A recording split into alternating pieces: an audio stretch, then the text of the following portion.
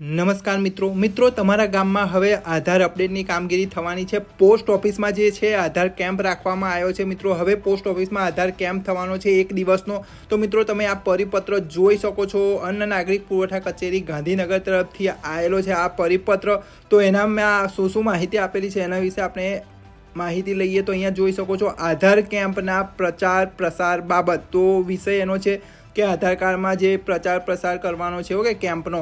તો અહીંયા લખેલું કે ઉપરોક્ત વિષય પર જણાવ્યું કે સરકારની વિવિધ યોજનાઓના અમલીકરણ માટે સરકાર સતત પ્રયત્નશીલ છે। રાજ્યના છેવાડાના માનવી સુધી રાજ્યની સરકારની વિવિધ યોજનાઓના પાત્રતા ધરાવતા નબળા વર્ગની લાભાર્થીઓને યોજનાઓ લાભ મળી રહે તે જરૂરી છે।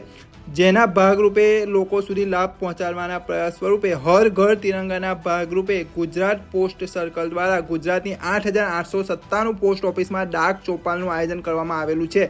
સદર ડાક ચોપાલમાં આધાર સીડિંગ, આધાર અપડેશન, મોબાઈલ નંબર સીડિંગ વગેરે જેવી સેવાઓ ઉપલબ્ધ કરવા પોસ્ટ વિભાગ દ્વારા આધાર કાર્ડ કેમ્પનું આયોજન કરવામાં આવેલ છે। હાલ અંગે વિભાગ દ્વારા તમામ રેશન કાર્ડ ધારકોની KYC બાબતે ઝુંબેશ શરૂ કરવામાં આવેલ છે। જેમાં ફેસ આધાર ઓથેન્ટિકેશન, બાયોમેટ્રિક ઓથેન્ટિકેશન માટે રાશન કાર્ડ માટે આધાર કાર્ડ લિંક કરવું હોવું ફરજિયાત છે અને આધાર કાર્ડની તમામ વિગતો અપડેટ હોવી જરૂરી છે। આથી જે લોકોના નામ, સરનામા, મોબાઈલ નંબર અપડેટ કરવાના બાકી હોય એ તમામ લોકો કેમ્પમાં જોડાઈ અપડેટ કરાવો તો આપણી KYCની ઝુંબેશ સરળતાથી પૂર્ણ કરી શકાય એમ છે।